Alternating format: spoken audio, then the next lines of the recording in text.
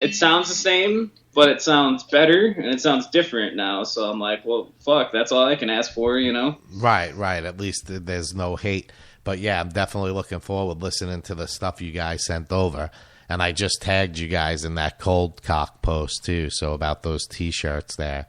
But hell yeah, awesome, yeah, you'll bro. see Hell that. yeah, dude. Thank you. No problem. But yeah, man. I mean, it sounds like you guys are doing good and definitely putting out good music. So I try to mix up my sound on my show, so it's hard to place every single band. You know, I got to choose my bands around the main band. So it was like, these guys are so fucking heavy. Who else am I going to put on this? You know, that I haven't played before. But I think I matched you guys up good, and it exposes you to a different audience. I mean, a lot of the people that listen to the show are always like, oh, that's too heavy, or that's too, I can't please everybody. I go by what I like, and I like fucking everything.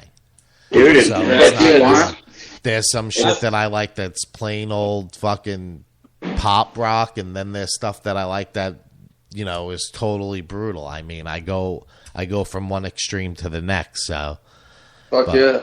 But I've always looked at it as I want to write really, really heavy shit, but I want it to be catchy, and I want it to be like, you know, I mean, the best songwriters in the world are, you know, the Beatles, Nirvana, The Doors, like, those are simple songs. They're catchy. They got hooks. They got, you know, I feel like a lot of the heavy stuff. It's hard to find that in death metal. It's hard to catch that audience that doesn't usually listen to that. They don't got nothing to grasp to. So, you know, we try and go for like, let's have a huge groove.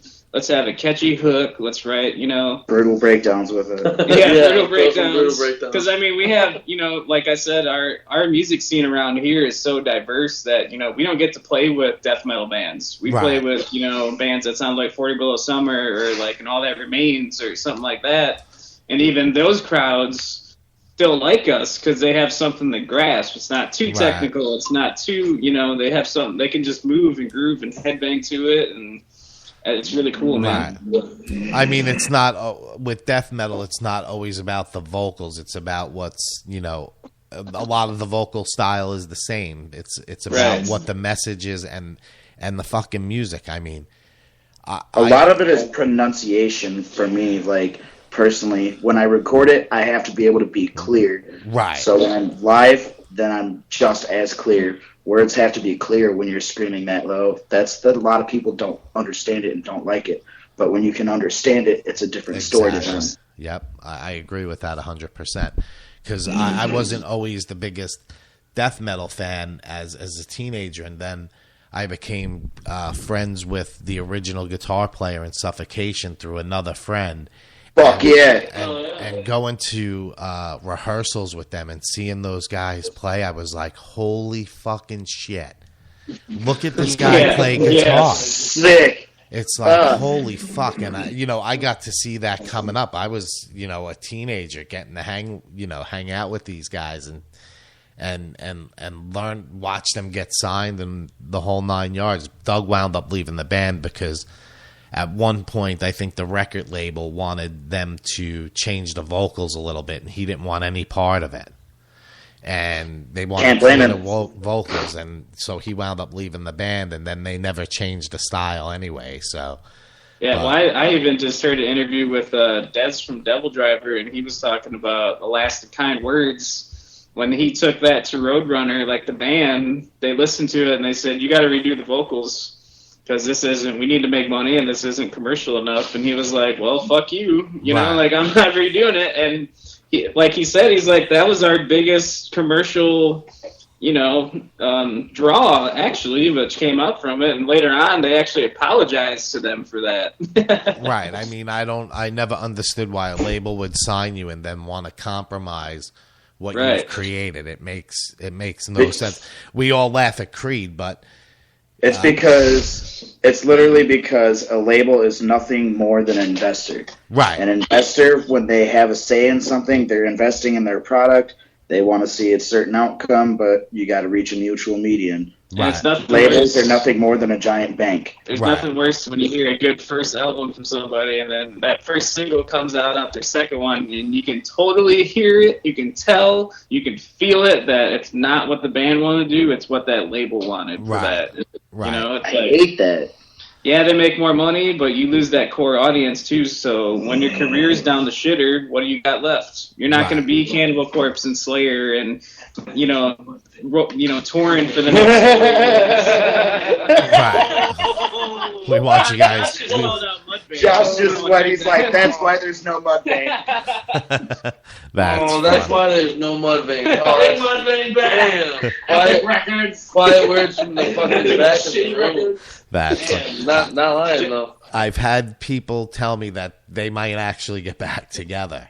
I wish they would. Yeah, I'm hoping. Dude, I would fucking go insane to play a show with Chad Gray. Oh man, I would lose my shit. I mean, eventually they're probably going to get back together because that's, ultimately what the fans want to see anyway. As long as it doesn't sound like Hell Yeah. Yeah, I'm not, I'm not saying they're a bad band, but it's not. I'm not saying they're a bad band either, but the styles are different. Musically. I'm just going to come out and say I was a big fan of their CD, the self-titled. That first one was all right. Matter of I'll admit it. I like that first CD. It was different. Alcohol and ass, man. Hell yeah. Oh, hell yeah. There's no denying the talent there. It's just something that I never. Super group. They're musical geniuses. Yeah, I mean, I got the first CD, but it was not, it didn't draw me in like I want to buy everything they do and all their T-shirts and all that shit. So, but that's ultimately what you want from a fan. But that's not easy to achieve either. So, for sure. But so you guys got that show going on, so that's a good thing. That's the 30th of this month. Where is that at again? This Saturday in McChesney Park, Illinois, at Victory Sports Complex, right off of Alpine. It's free. There's no charge. It's all ages. All the proceeds go to Harlem School District number 122 to their music departments, directly to help kids, help them discover the power of music. Bring them out to an all-ages venue. Show them local music. Give them something to do. Keep them productive, occupied. Give them something tangible to play with, to actually do with friends. Stop fucking around on social media all the time. Get out of your house. You're saying you have anxiety because you don't talk to anyone because you're always on your laptop. Get out, go see a show, make friends, live your life. Yep. The internet and video games are great to a certain degree, but when that's what you spend your whole day living for, I mean, ultimately you got to get out and go to a show. So this is the perfect opportunity. But, yeah, so if anybody missed what he said right there and where it was, you can always go back and listen to that piece of the segment again. Or where can they find out more information? So, people who may not be familiar, I'm sure everybody by now is familiar with you guys just from me posting a bunch of shit, but where can they find you guys?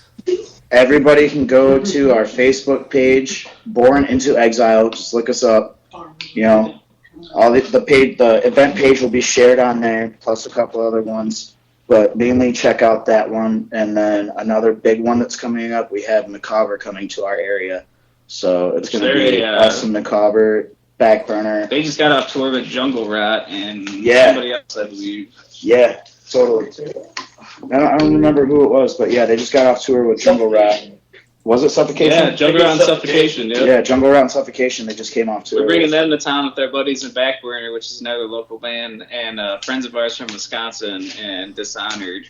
And if you can look us up on Facebook. Also, all of our stuff is free on Bandcamp for download. bornexile.bandcamp.com, and our big cartel page. We got T-shirts, a shit ton of stickers in any color you want, and beanies up for sale there. So, cool. Basically, our Facebook page is our main source of activity. Yeah, beanies are a big seller, so I don't know if you guys experienced that as far as the sales. Oh, yeah. For some reason, those fucking things sell like mad. And I don't know if they sell that well in Florida though. No, believe me, it's fucking 90 degrees here, dude, and there's some fucking dope ass driving around with one on right now. That's awesome. So, I mean, I wish there was fucking beanies when I had a band and was selling merchandise, man. It seems like a hot seller. It's just one of those things. But yeah, no. They sold out the first show we had them with, I believe. Yeah, they did actually. Every band that comes on and I talk about merchandise, that's what they say is the biggest seller. So keep making that shit, and that's what's going to bring the money in. Fucking get them to buy the CD for $15 and throw a fucking beanie in with it. You'll sell they're going to buy all the CDs just to get the fucking beanies. But yeah, man, cool. I appreciate you guys calling in. We're already at 40 minutes. I got to get on to the next segment here. I was supposed to have another band on, but they're called Map the Universe. They're a cold cock band as well. They're looking for a new singer. He informed me that he left the band and whatnot, so he wasn't able to. I mean, he still could have came on the show. I mean, it wasn't that big of a deal, but he just felt that he had nothing to promote and whatnot. So, but well, you can promote cold cock. Yeah, his new solo project.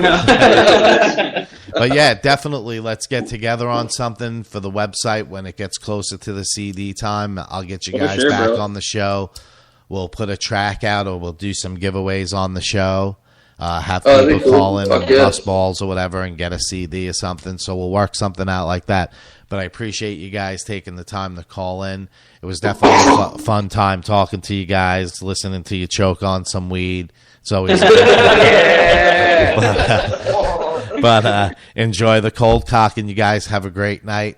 Just stay on the line with me, and I'm going to play Voices of Torment. I'm Jay Stone. You guys just heard the great Born into Exile on the Jay Stone Show. RockMetalTalk.com.